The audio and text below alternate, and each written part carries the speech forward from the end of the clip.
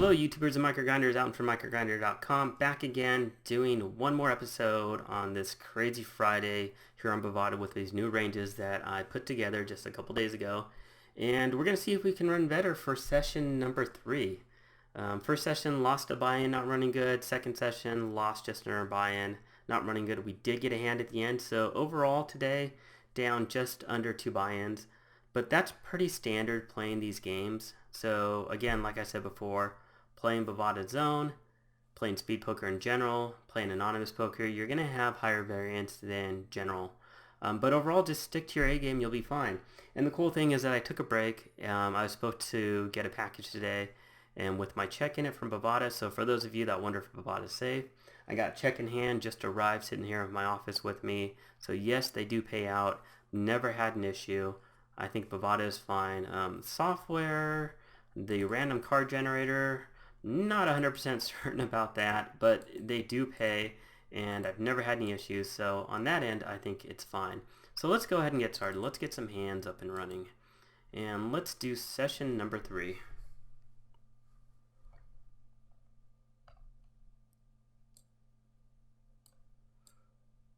So 7-9 suited.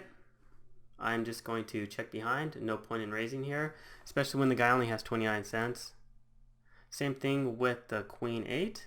Again, check. Here, yeah, we do have an up-down straight draw, but there's no implied odds here. And there are diamonds. I don't have a diamond, so I have 6 outs, gives me 12% equity. The guy has no money behind. Here we do pick up middle pair. I am going to bet out. And we aren't getting pot odds versus this opponent, so there's no implied odds because he has no money behind, so it's just a fold.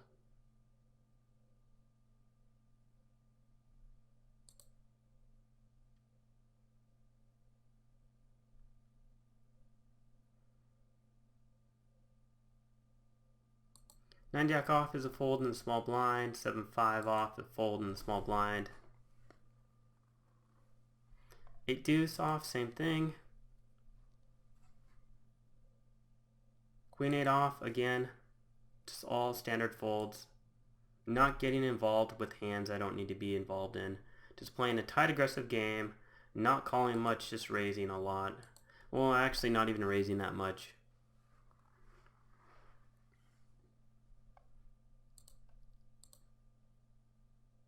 So it's unfortunate that on Zone that they don't have a feature, they don't have tracking set up like they do in Poker Tracker and Hold'em Manager, where you can't look back and look at everything. I'd like to take a look at how well Queens plus and Ace King, how well I've been doing with those. I think I lost the majority of my money with those hands. And pocket tens, yeah, I got in versus Ace King, it was a flip. That's a whatever. But I think pocket kings and pocket aces, I'd like to look at that. Overall, I think that I would see that I'm running really bad. This is a fold. This is not a defend versus a cutoff opening range. I think a lot of people are going to think, well, yeah, I can defend, but it's just too weak. Queen jack suited, yeah, you could defend, but offsuit, it's just a fold.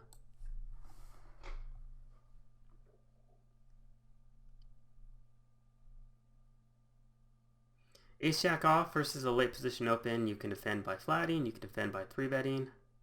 Either's fine. 9-10 suited, this is fine to defend. I think this play is great. Not a great flop. I wish I'd have that flop over here. I'm going to check. I'm going to try to re-isolate. This is going to be a bit thin, but I'm going to try to re-iso and try to get a fold.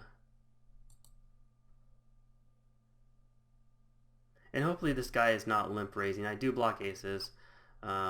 Just because this guy is isolating here doesn't mean he has that strong of a range. He does flat. If he has something like ace queen, ace king, I'm trying to get him fold right now. If he has 10s plus, 9s plus, he's never folding here. If he calls, I'm just giving up unless I hit an ace on the turn. And the fact that he's time banking it makes me think that he has a hand like that. The fact that he time banked it and he called there in the 6 hit, I don't think I'm getting any folds. So, 3 bets aren't working out for me today, unfortunately. Everybody's calling. Ace queen, this is just a flat versus an under the gun raise. Ace jack, just giving up on this hand.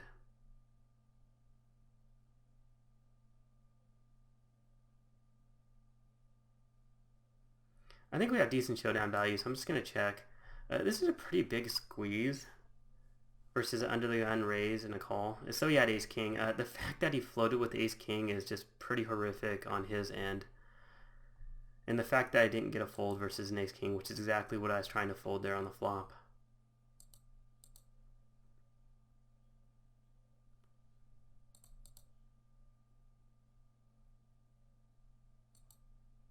I think if I double barreled there, I think I get him to fold. I mean, if I triple barreled, I think he's always folding. It's just so hard to say against calling stations. And it was really, it was interesting that he just flatted my 3-bet. I mean, it's fine in position, but, you know, lots of times I expect, at these stakes, I'd expect somebody 4-bet just get it in with ace-king. So let's see how well we do with ace-king.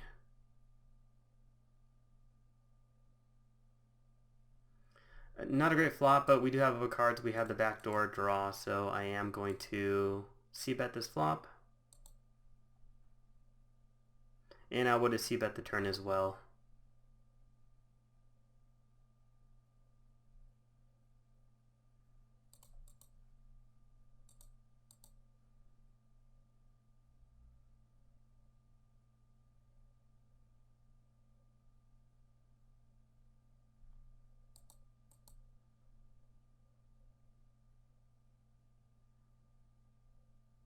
Standard open here with Jack 10. Guy open jams. Wow, how bad is that? Too bad you can't tag these players and, you know, follow them around and just wait for the nuts.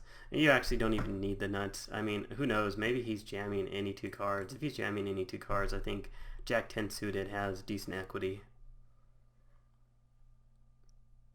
Too bad I didn't have aces, kings, queens, jacks, 10s. Something like that.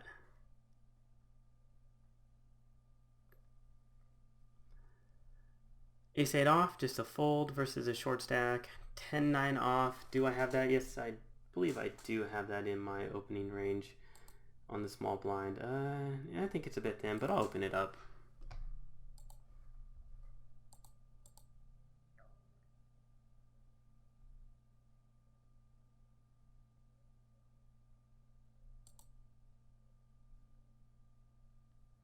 King Jack off, interesting hand here. I will not be calling.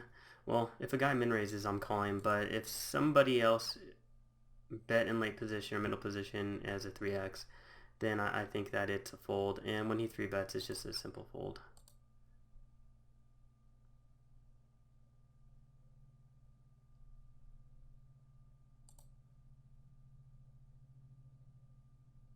Same thing with the King 10 off here. It's fine to open yourself, but it's too weak to defend. We get a min raise here versus this opponent. I think I'm going to 3-bet. And here, this is just an easy 3-bet, get it in versus a button open.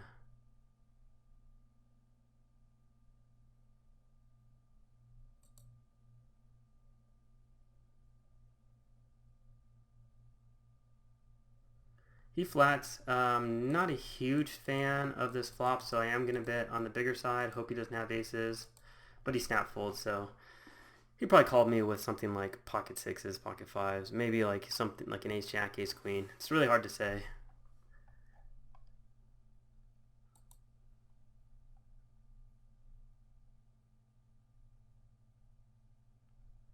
Again, I'm just folding here. No need to defend. I know it's only one big blind. I'm getting 3.5 to 1, but it's just a fold for me. Pocket 6s, definitely playing my 6s. Unless there's a 3-bet.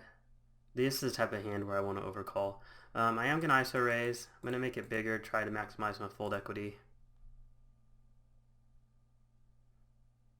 Discourage him from calling, take down the 2 big blinds. But again, it's Friday and people love to call. You have to put in that crazy weekend bovada factor into these games, which you're seeing.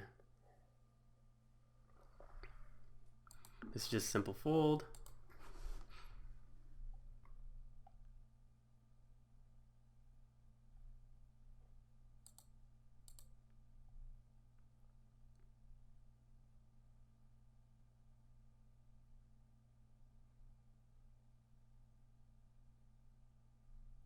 Big slick again. Let's see if we are ace-king suited. It's going to do us some good. King Jack suited, find open under the gun. Just to reiterate, King Jack off is a fold for me. King Jack suited is an open. For those of you that watched the previous video, the reason that's an open is because you can make flushes. You can flop the second nut flush. Great board to fire here on. I mean, if he doesn't have a queen, if he doesn't have a 7, it's hard for him to call. Unless he wants to call with like pocket 8s or pocket 9s.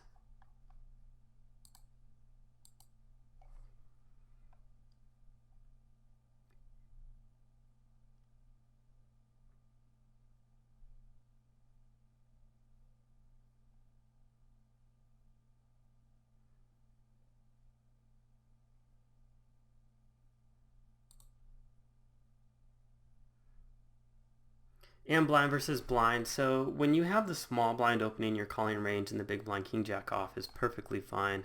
I'm not going to 3-bet. It's going to work fine versus his range. Decent flop for us. I expect him to bet here if he has an ace. But I have middle pair. I have the straight draw. I don't have a diamond draw, unfortunately. He bets 30 cents. This is very interesting. I'm going to call one more time with my king because I think he could be doing the same thing. If he barrels river, I mean, this is just a bad run out for the diamonds. I think he always has diamonds here, so unfortunate run out for us.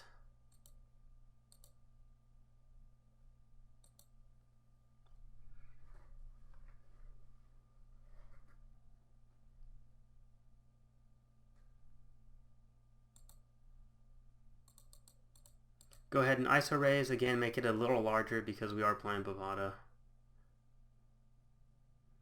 And he calls as expected. Unfortunately, this is a really bad flop. We are pocket 9s, and then he throws out a pot-sized bet. It's unfortunate. I think all the time he has an ace here, he probably has something like an ace 3, an ace 5, ace 9, something like that, and he's just playing his hand face up. But you cannot call there. You just have to fold. You know, it's times like that where that happens, and you flop a set, and you raise them, and then you get their money. So a lot of this is about patience. Here, this is just going to be an easy 3-bet.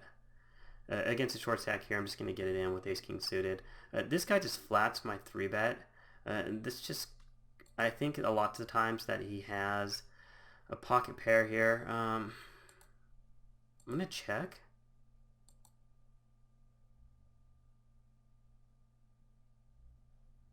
And this is interesting. He could have trips. I am going to call once. I mean, I'm getting 9% pot odds.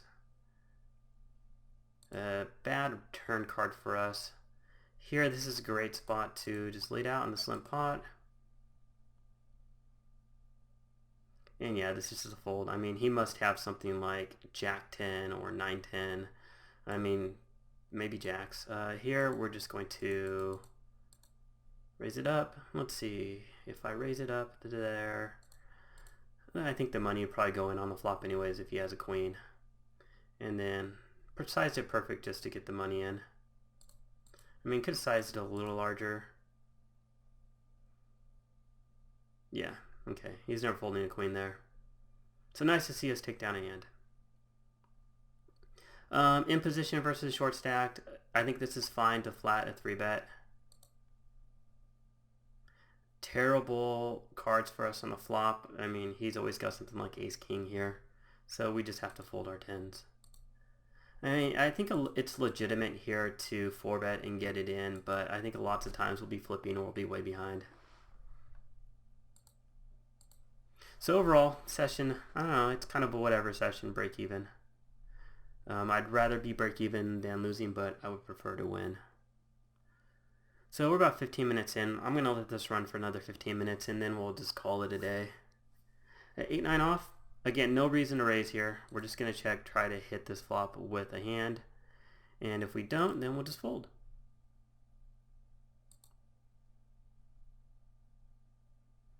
We do pick up a straight draw, but again, we don't have spades, so we have 3 outs. So we'll just check it. Pocket 6s, standard open here in middle position. See if we can get a call and we can spike a set. Maybe we can double up, get some of our money back. And we end up making the straight, which is nice.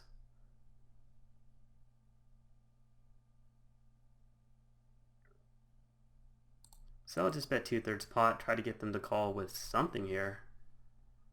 Um, yeah, terrible board texture for us. We're just going to go ahead and check. I don't think he's going to fold any Broadway card here. I think he has a lot of aces in his range. Like I said, these players love to play ace-x hands. They just can't fold an ace, so I think that's just fine there. Here, this is fine just to overcall. I don't want to 3-bet my nines and get 4-bet and have to fold, so I prefer to overcall, try to hit a 9. I don't mind if it goes multi-ways. This is not a great flop.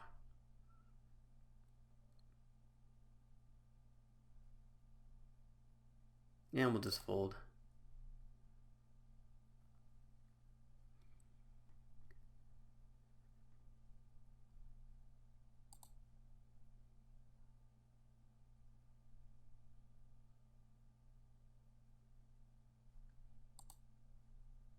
Queen 9 off, too weak to ISO raise. Just try to hit the flop with a hand. And, just go that way. Queen 10, yeah. Queen 9 off, no. When he checks, I'm just going to check behind. Just not really much equity there. If I'm going to bluff there, I'd like to have some sort of equity. Pocket 5s, again, I'm just going to stick to these ranges. If I look at my opening ranges, pocket 5s are outside of it, so I'm just going to fold. Go ahead and top up over here.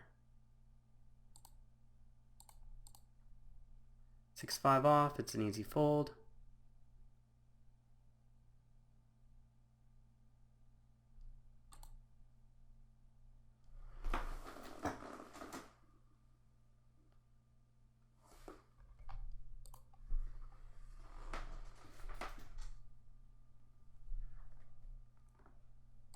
Standard open on the button.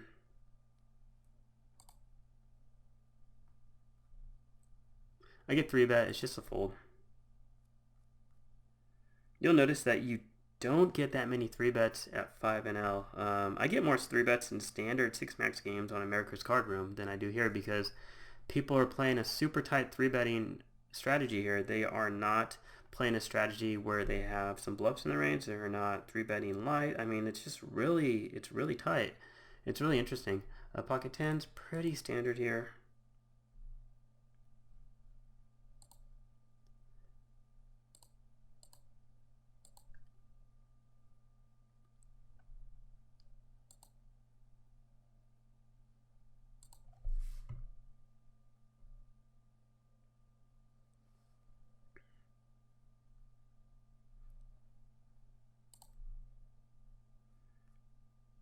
Unfortunately, no action when we had our 10s over here versus the blind, but that's alright.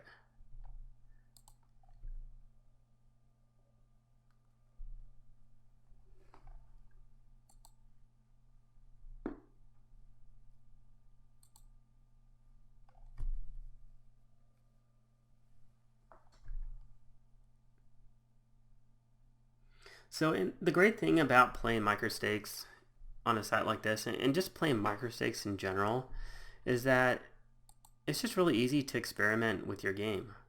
So it's not going to cost you a lot of money if you're experimenting with your game. And when you're playing zone, you can get a lot of hands.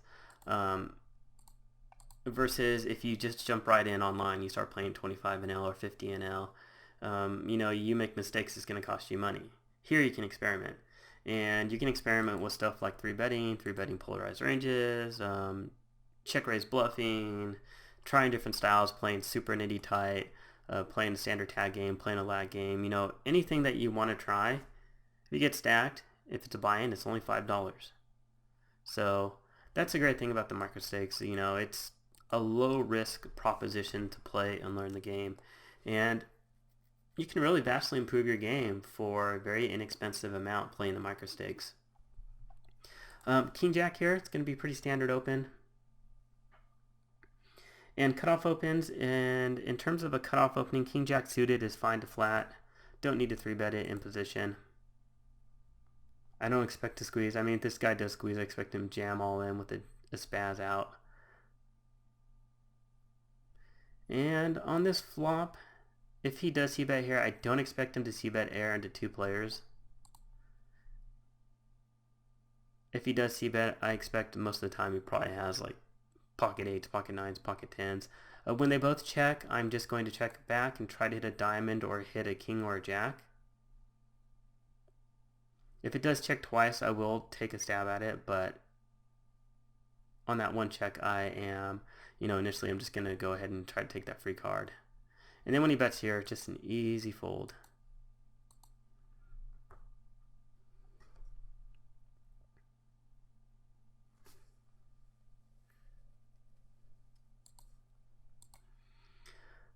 Ace 4, I'm actually just going to overlimp here. This is a great spot to overlimp against a bunch of short stack bad players. Try to flop the nuts.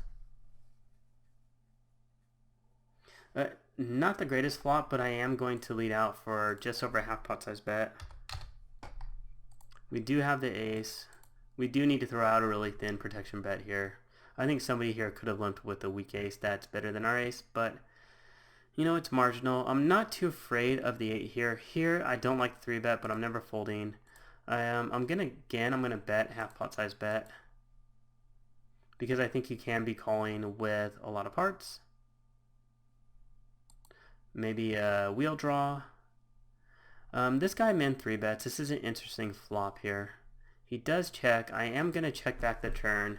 If he doesn't have an ace, maybe he has pocket tens, maybe he has pocket jacks. I mean, it's just really hard to say. Maybe he flopped the nuts here and he's slow playing and inducing me to call, but I am calling the turn here with my queens.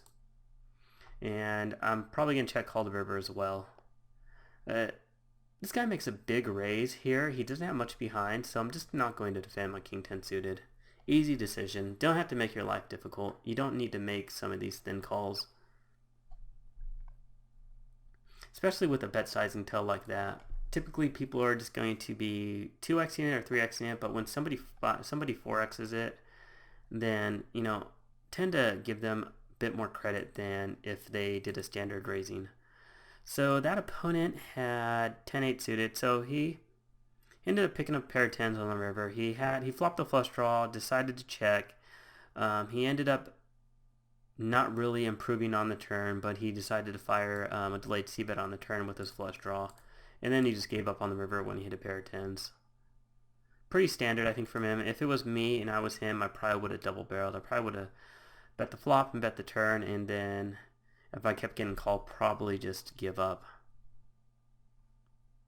Because on the flop, he did have a backdoor straight draw as well. A 10 jack off, that is outside of my middle position opening range, so that's a fold.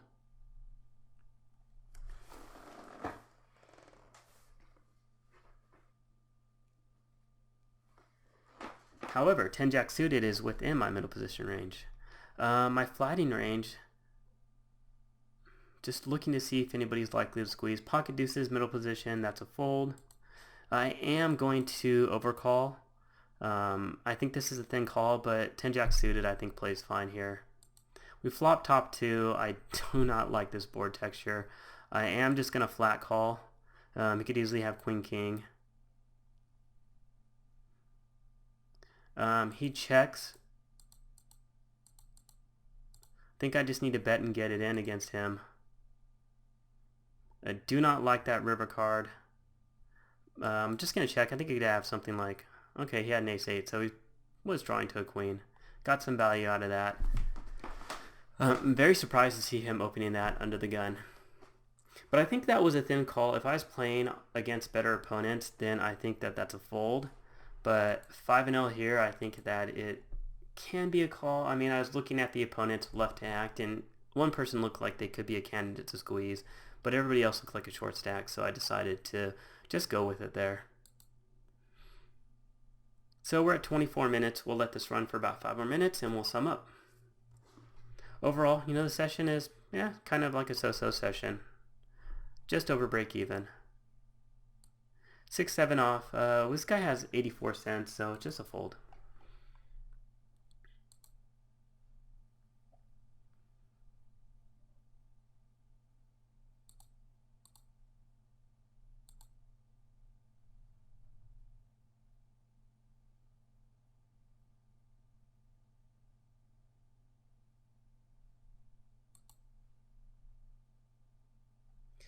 Big slick, I'm just going to resqueeze. Again, I think that it's more than strong enough to resqueeze here.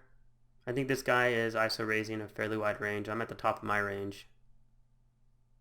I block aces, I block kings.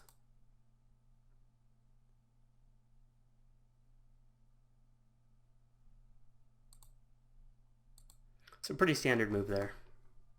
A lot of weaker opponents, I think they might just want to overcall, but I think that's a bit too weak. I think you need to resqueeze there and just be happy with getting it in at 5-0.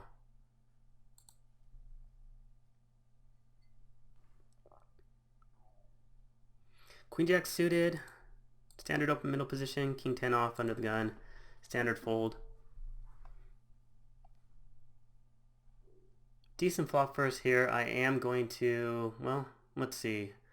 If I get it in here, I have 9 outs, 32% equity versus him. It's pretty much break even. He doesn't have, there's really not much implied odds. There's no reason to go for it, so it's just a fold. If he had more money behind, let's say he maybe had $2, I mean, it's an easy flat call. If he had even a little more than that, it's easy just rejam over the top.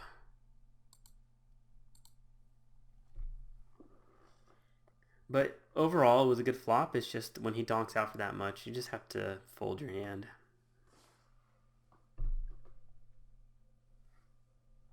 Five, 7 off, that's a fold. Ace 4 offsuit, this is going to be a fold as well.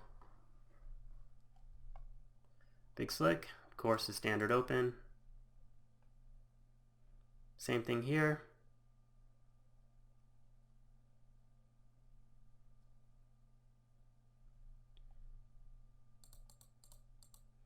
And of course, we almost get a family pot and we completely bonk out. Ace King has not been doing well for us, unfortunately.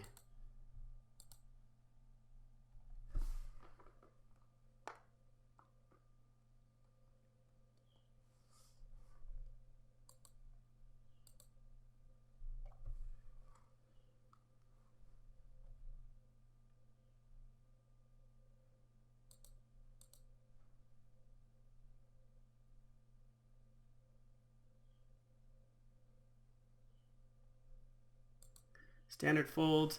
So this is a hand people would be tempted to open in middle position, but again, it's not suited. I think it's too weak. You know, the suitedness factor does play a huge role. So it's going to be a fold. I am going to open this because I am a bit deep, and this player's a bit deep. He's a little deep. He's a little deep. So the deeper stacked you are, the more value implied odds hands go up in value versus just a pair. Same thing for here. I'm just going to flat call. I'm getting good odds. Here I am going to fire out just over half pot size bet with my flush draw. Here we're just going to be check folding. I do have to play this carefully because if he's on a flush draw as well, then I have to worry about him having a bigger flush. He does call. I do pick up a pair of sixes. This is a very interesting spot. I'm going to fire second barrel here because I can win with, I think, a 5. Well, probably not a 5, but I can win with a 6 or a flush, which gives me a decent amount of equity, and of course we just bonk out. So at this point in time, you know, we're just going to check for showdown. If he has a jack, he's never folding. If he has 8, he has trip 8s, of course he's going to lead into me. If he has a busted flush draw, maybe our 6s are good. And I think he probably has trips there. He tripped up on the river.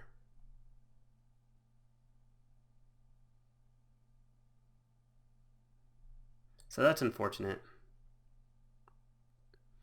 10 jack off. I am going to just fold again. I think it's too weak. 10 jack suited, I think we can defend, but in the small blind, I think that we should just be folding our 10 jack offsuit.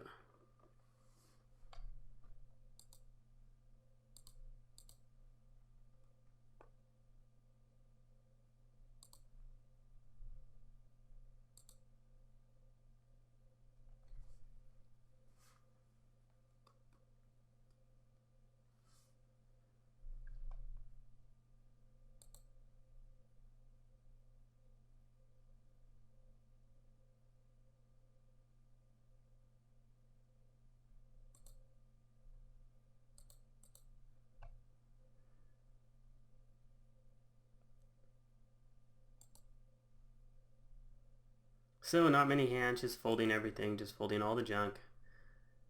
Getting close to 30 minutes, so I think I'll end the video in just 1 second. Queen 10 suited, that's a fold, 4-5. So I'll sit out the next big blind. Overall for the session, it's just under break even. I think that I'm down like 12 big blinds, which is pretty much, you know, same thing as break even. This is marginal, but I am going to ISO the limper Just because he's deep stack doesn't mean that he's good. He could just be a calling station doubled up.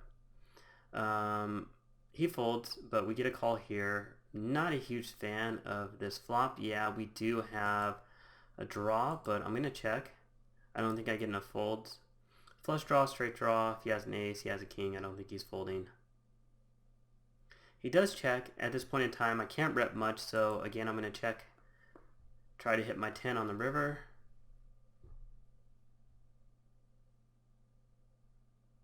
And we end up getting the nuts, so I'm just going to go ahead and go for max value.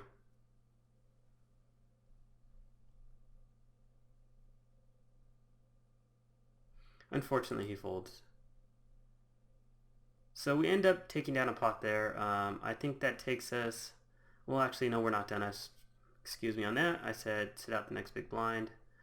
So let's just actually just sit out the next hand.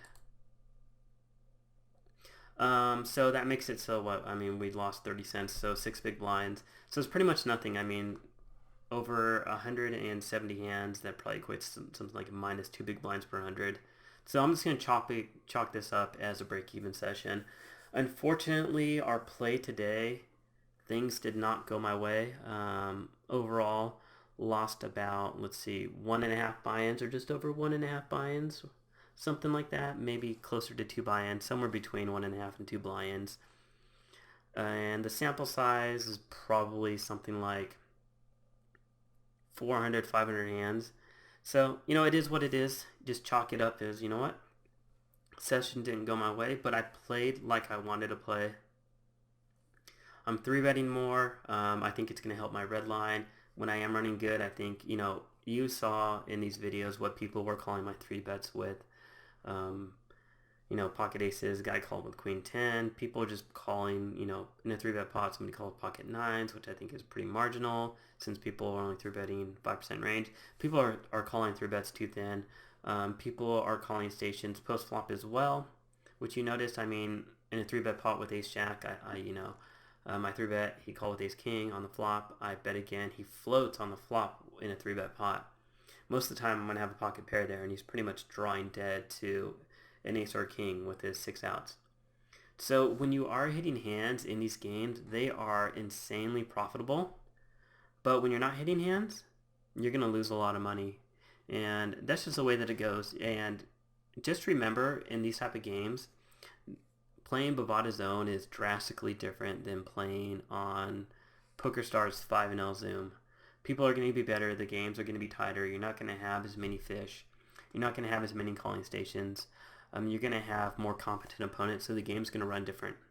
But when you're playing against bad players, in the long run, that's where most of your money is going to come from. And that's how I've won over $1,000 playing 5&L and 10&L in Bovada. On the standard 6-max games, my win rate is something like 12 big blinds per 100, which is pretty awesome for me.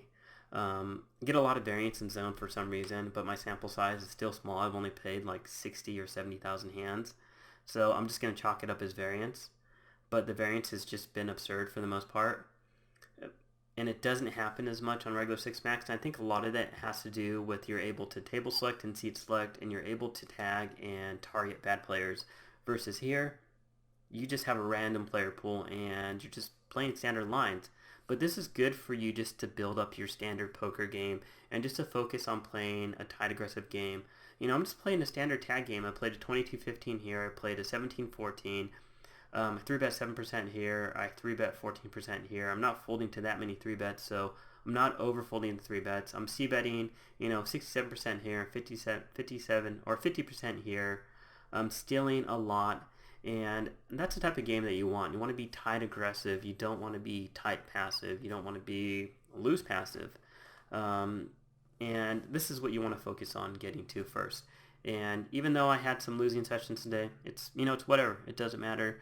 Just focus on your game, play good poker, and don't be results oriented. So I hope you enjoyed these 3 videos that I created today.